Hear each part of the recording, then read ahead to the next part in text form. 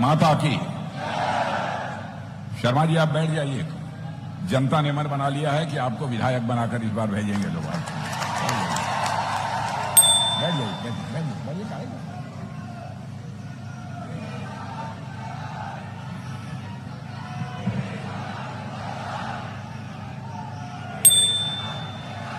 Bharatiya Janata party के प्रत्याशी श्रीमान डीडी जी शर्मा, जिन्हें बहुत प्यार से लोग डीडी कहकर पुकारते हैं, और यहां के लोकप्रिय सांसद जो भारत की संसद में बहुत ही प्रभावी भूमिका निभाते हैं, ऐसे श्री नवीन जी जिंदल,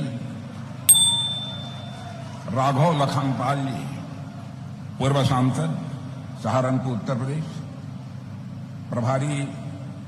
जिला प्रभारी कुरुक्षेत्र श्री राजकुमार जी सैनी, चुनाव प्रभारी श्री मनजीत सिंह जी, ये प्रवासी प्रभारी बिहोआ विधानसभा, श्री जय सिंह जी पहल, श्री राम किशन दुआ जी, नाम बहुत है, बाद में सब लोगों ने नाम ले लिया है। बहनों भाइयों, मुझे क्षमा करेंगे। यहां मौजूद मेरे सभी मेरे बहनों भाइयों, सबसे पहले तो मैं आप सबके प्रति आभार व्यक्त करना चाहता हूं कि जब लोकसभा का चुनाव चल रहा था तो सार्वजनिक सभा को संबोधित करने के लिए इस क्षेत्र में मैं आया था, और आप लोगों से हमने अपील की थी कि नवीन जिंदल को भारी मतों से विजय दिलाकर आप भारत की संसद में भेजें, और आप लोगों ने भेजा है।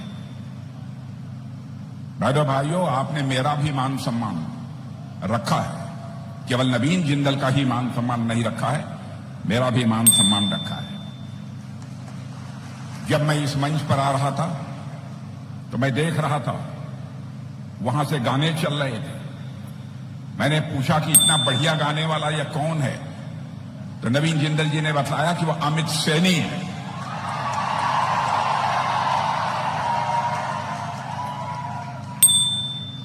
तो अमित सैनी, हमारी तरफ से भी अभिनंदन है, मेरा आशीर्वाद है, मेरी शुभकामनाएं आप सबको। ऐसे ही लोगों की हौसला अफजाई आप करते रहिए। मेरे बहनों भाइयों, आप लंबे समय से चुनावी राजनीति हरियाणा में देख रहे हैं और देश की भी चुनावी राजनीति से आप अच्छी तरह परिचित हैं। आपने देखा होगा कि जब भी चुनाव का समय आता है, सारी राजनीतिक पार्टियां तरह तरह के वादे करती हैं, और तरह तरह के वादे करके लोगों को गुमराह करके उनका समर्थन हासिल करने की कोशिश करती हैं। मैं समझता हूं कि हरियाणा के लोगों को शायद यह बात किसी भी सूरत में पसंद नहीं होगी। राजनीतिक पार्टियों को वही कहना चाहिए जो कि वह कर सके। कांग्रेस का इतिहास उठाकर देखिए मेरे बहनों भाइयों, बराबर जनता की आंखों में धूल झोंक कर उन्होंने राजनीति की है और अपनी सरकारें बनाई हैं। मैं बहुत पीछे नहीं ले जाना चाहता हूं। अभी हाल में ही जम्मू कश्मीर का जो चुनाव संपन्न हुआ है, उसमें कांग्रेस और नेशनल कॉन्फ्रेंस दोनों का समझौता है, और दोनों ने यह कहा, कांग्रेस ने भी कहा, हमारी सरकार आ जाएगी तो धारा 370 जो मोदी जी की सरकार ने समाप्त किया है, हम उसको बहाल कर देंगे। बहनों भाइयों, मैं तो कल्पना नहीं कर सकता जो नेता है वह जनता से इतना सरासर झूठ बोलकर वह राजनीति करेगा, क्योंकि आप जानते हैं धारा 370 लगाने का काम, धारा 370 हटाने का काम यदि कोई कर सकता है तो राज्य सरकार नहीं कर सकती है, बल्कि केवल और केवल केंद्र सरकार ही कर सकती है। लेकिन जनता से उन्होंने झूठ बोला, और जनता के बीच झूठ फैलाकर बराबर कांग्रेस पार्टी ने जनता का समर्थन हासिल करने की कोशिश की है, और अपनी सरकारें उन्होंने बनाई है। आपने हाल में ही देखा होगा कि हमारे सेना के बहादुर जवानों के ऊपर भी यह उंगली उठाते हैं, कहते हैं कि अग्निवीर के जो जवान हैं उनके साथ इंसाफ नहीं हुआ है। देश के रक्षा मंत्री होने के नाते मैं कहना चाहता हूं बहनों भाइयों, भारत ही नहीं, अमेरिका, चाइना, फ्रांस, कई ऐसे देश हैं जहां पर 2 साल, 3 साल, 4 साल की सेवाएं देने के लिए वहां के नौजवान सेना में भर्ती होते हैं, क्योंकि सीना पर लड़ने वाले ऐसे जवान चाहिए जो पूरी दमखम और ताकत के साथ दुश्मन से लड़ सकें।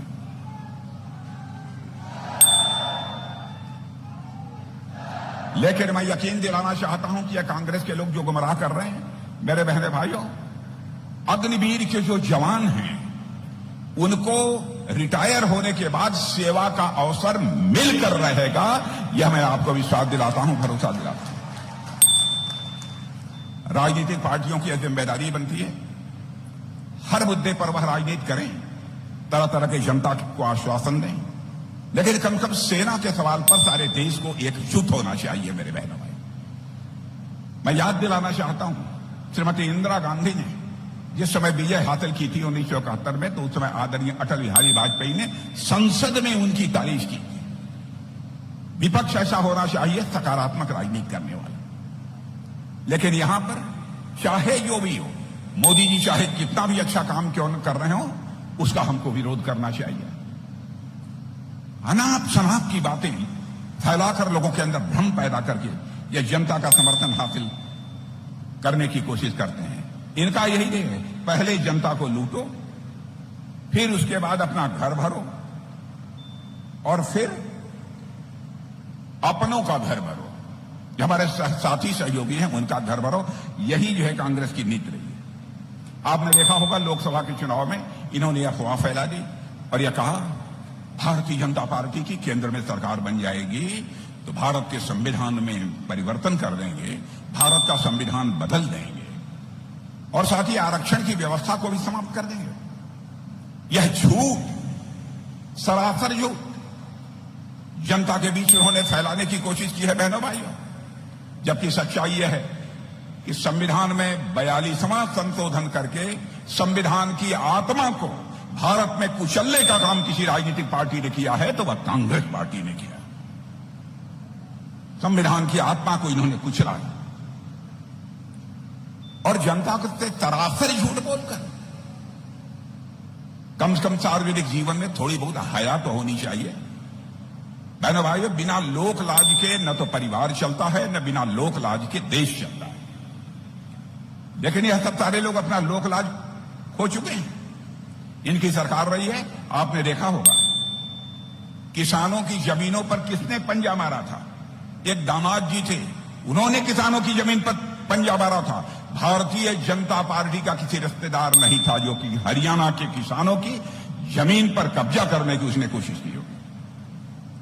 जब इनकी सरकार रही है, खर्ची पर्ची का खेल यहां से लेकर दिल्ली तक बराबर चलता है। लेकिन मैं बतलाना चाहता हूं, आपने पिछले 10 सालों में हमारी सरकार को काम करते हुए देखा है और आगे भी मैं यकीन दिलाना चाहता हूं मेरे बहनों भाइयों, जो भी नियुक्तियां अब तक हुई हैं बिना खर्ची पर्ची के हुई हैं, आगे भी जो हरियाणा में नौजवानों की नियुक्ति होगी वह बिना खर्ची पर्ची के होगी बहनों भाई। किसी मुख्यमंत्री के शासनकाल में भ्रष्टाचार का यदि गंभीर मामला यदि संज्ञान में आ जाता है तो हमारी पार्टी उसके खिलाफ सख्त कार्रवाई करने में भी रंच मात्र संकोच नहीं करती। इसलिए मैं आप सबसे निवेदन करने आया हूं बहनों भाइयों, आप सबका समर्थन मिलना चाहिए। अब आप कल्पना कर सकते हैं सर्जिकल स्ट्राइक और एयर स्ट्राइक हमारे सेना के जवान करते हैं पाकिस्तान में घुसकर, और उस पर भी कांग्रेस के लोग सवालिया निशान खड़ा करने की कोशिश करते हैं। बहनों भाइयों, ये क्या कर रहे हैं लोग? देश के सेना के जवानों के ऊपर भी ये सवालिया निशान खड़े कर देते हैं। हमारे सेना के जवानों ने सर्जिकल स्ट्राइक और एयर स्ट्राइक करके यह स्पष्ट संदेश दे दिया है कि भारत के अंदर वह कुव्वत है जो सीमा के इस पार भी मार सकता है और जरूरत पड़ी तो सीमा के उस पार भी जाकर भारत मार सकता है। यह भारत की कुव्वत है। जनता के सिपाहसालार बनते हैं, जनता के हितैषी बनते हैं। एक आंकड़ा मैं आप लोगों को देना चाहता हूं, 2004 से 2014 तक जो कांग्रेस की सरकार यहां पर रही है, उन्होंने हरियाणा राज्य को केवल 21,564 करोड़ रुपए दिए थे। जबकि 2014 से लेकर 2024 तक हमारी सरकार ने हरियाणा को 78,345 करोड़ दिया है बहनों भाइयों, 2.5 करोड़ से अधिक दिया है। ये कैसे आकर कहते हैं कि हम हरियाणा को बनाना चाहते हैं, हरियाणा की गरीबी दूर करना चाहते हैं, हरियाणा की बेरोजगारी दूर करना चाहते हैं। बराबर झूठ बोलते हैं। मैं इन लोगों को सुझाव देना चाहता हूं, कांग्रेस के दोस्तों, बहुत हिंदुस्तान की जनता को आपने छल लिया। अब यह सिलसिला बंद होना चाहिए। राजनीति यदि करनी है तो जनता की आंखों में धूल झोंक कर राजनीति मत करो। हिम्मत है, कलेजा है तो जनता की आंखों में आंख डाल के राजनीति करो। लेकिन इनके अंदर वह कुवत नहीं है। बहनों भाइयों, देश के विकास का जहां तक प्रश्न है, आप सबको अच्छी तरह मालूम है। जब हमारी 2014 में सरकार बनी थी, मोदी जी प्रधानमंत्री बने थे, हमारा भारत धन दौलत के मामले में दुनिया के देशों में 11वें स्थान पर खड़ा था।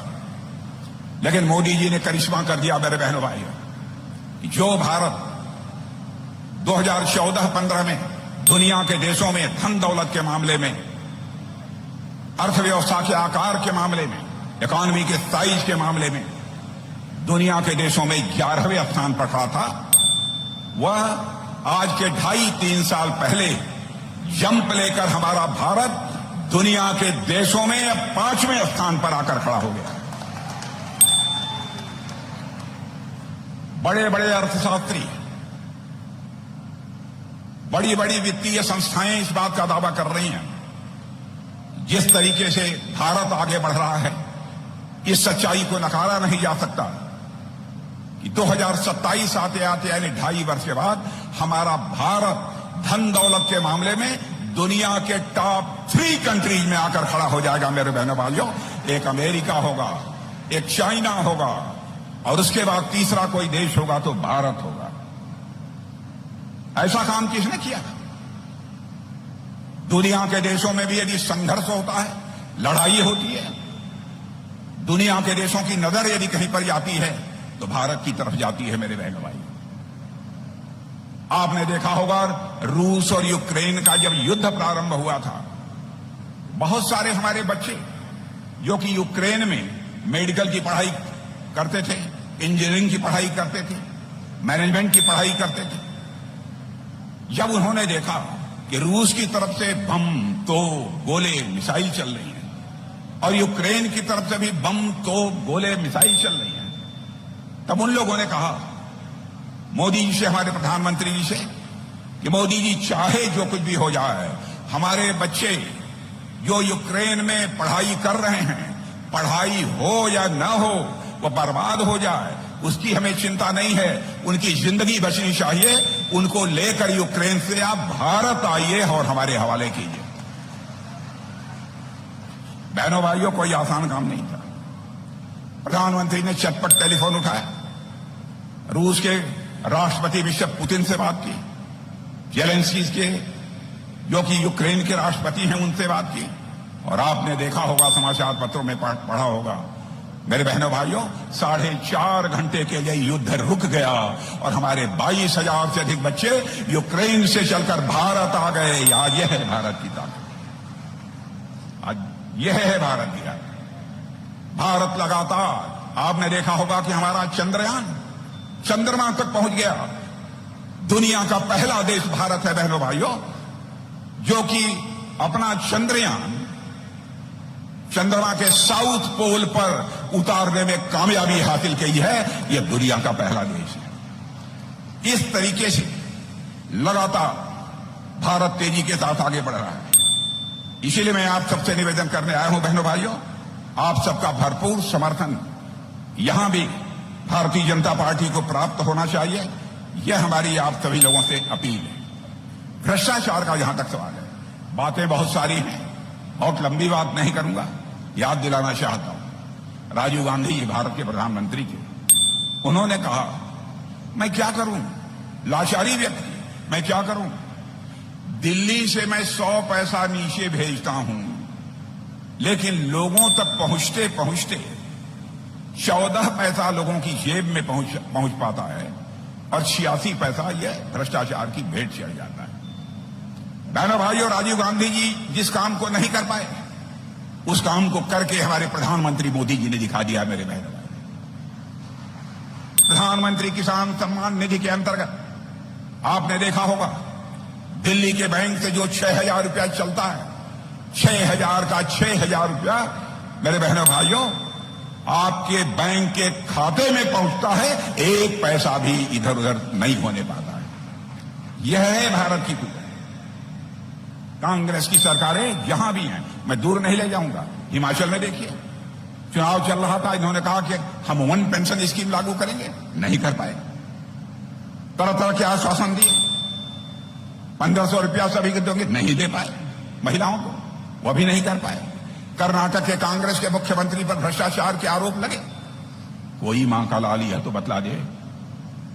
भारतीय जनता पार्टी के किसी मुख्यमंत्री के दामन पर कोई भी भ्रष्टाचार की दाग लगी हुई हो, कोई बता दे। अब राहुल गांधी जी कहते हैं हमारे कार्यकर्ता टाइगर हैं, लायन हैं, चीता हैं, शेर हैं। बहनों भाइयों, चीता शेर जो होता है बड़ा हिंसक होता है, कोई भी आगे दिखाई दे जाता है तो उस पर आक्रमण कर देता है। क्या आप चाहते हैं कि भारतीय जनता पार्टी का कार्यकर्ता भी कांग्रेस के कार्यकर्ताओं की तरह टाइगर हो? क्या आप चाहते हैं कि वह भी लायन हो, शेर हो? बहनों भाइयों, हम अपने कार्यकर्ताओं को न तो टाइगर बनाना चाहते हैं, न लायन बनाना चाहते हैं। हम तो अपने भारतीय जनता पार्टी को कार्यकर्ताओं को एक सेवक के रूप में खड़ा करना चाहते हैं, ताकि समाज के अंदर वह सेवक की भूमिका निभा सके। बहनों भाइयों, बातें बहुत सारी हैं, लेकिन थोड़ा सा आज मामला कुछ गड़बड़ हुआ है, इस कारण मैं नहीं बोल पा रहा हूं। यह सब बतला दिया है आपने दीदी जी, यह सब जो चीजें हैं उसको बतला दिया है। घोषणा पत्र में जो है वो बतला दिया है, घोषणा पत्र में बतला दिया है सर, घोषणा पत्र में जो है तो बतला दिया है, नहीं बतलाया, इसे नहीं बतलाया। बहनों भाइयों, आप भी ध्यान से सुन लीजिए, मैं समझा कि इसकी जानकारी आपको मिल गई होगी। हम लोगों ने तय किया है कि हमारी भारतीय जनता पार्टी की यहां सरकार आने के बाद सभी महिलाओं को 2100 रुपया प्रति माह लाडो लक्ष्मी योजना के तरफ मुहैया कराया जाएगा। प्रत्येक परिवार का 10 लाख तक का मुफ्त इलाज होगा। लेकिन यदि कोई 70 साल से ऊपर का है, आपके घर में 10 लाख का तो ये मुहैया कराया जाएगा मदद, लेकिन घर में यदि कोई 70 साल से ऊपर का है तो उसको अलग से 5 लाख रुपए की आर्थिक सहायता मुहैया कराई जाएगी मेरे बहनों। और हमारी माताओं बहनों को 500 रुपए में गैस सिलेंडर मिलेगा। 2 लाख नौजवानों को बिना खर्ची पर्ची के नौकरी मिलेगी। ग्रामीण इलाकों में, गांवों में और कॉलेज जाने वाली हर छात्रा को स्कूटर या स्कूटी हमारी सरकार देगी। पिछड़ा वर्ग के उद्यमियों को मुद्रा योजना के अतिरिक्त 25 लाख का ऋण भी हम मुहैया कराएंगे मेरे बहनों भाइयों। और भिन्न भिन्न बिरादरियों के लिए अलग अलग कल्याण बोर्ड भी, 36 कल्याण बोर्ड बनाने का फैसला हमारी भारतीय जनता पार्टी ने हरियाणा में लिया है। इसलिए मैं कहता हूं कि मेरे बहनों भाइयों, आपका भरपूर समर्थन मिलना चाहिए हमारे शर्मा जी को। मैं देख रहा था जब ये बोल रहे थे, तो शर्मा जी को भगवान ने बनाया भी खूब है। शर्मा जी को भगवान ने बनाया भी खूब है। यदि मान लीजिए आपके हितों के साथ कोई खिलवाड़ करता है, आपके साथ इधर उधर कोई हरकत करने की यदि कोशिश करता है, तो परमात्मा ने डीडी शर्मा जी को ऐसा बनाया है कि 2-2 हाथ करने की जरूरत हुई तो हमारे डीडी शर्मा उसमें भी पीछे नहीं रहे। और बहनों भाइयों, आप सब सौभाग्यशाली हैं कि नवीन जिंदल जी जैसा सांसद आपको मिला है, और डीडी शर्मा जी जैसा एक विधायक आपको मिलने जा रहा है। बहनों भाइयों, मैं ये कहूंगा, अब अपनी झोली खोल लीजिए, अपनी झोली खोल दीजिए और इस बार भारतीय जनता पार्टी की झोली लबालब मेरे बहन भाइयों भर लीजिए। यही मैं आप सबसे अपील करना चाहता हूं। इन्हीं शब्दों के साथ पुनः आप सबको धन्यवाद देते हुए अपना निवेदन समाप्त करता हूं। आप सबको बहुत बहुत धन्यवाद।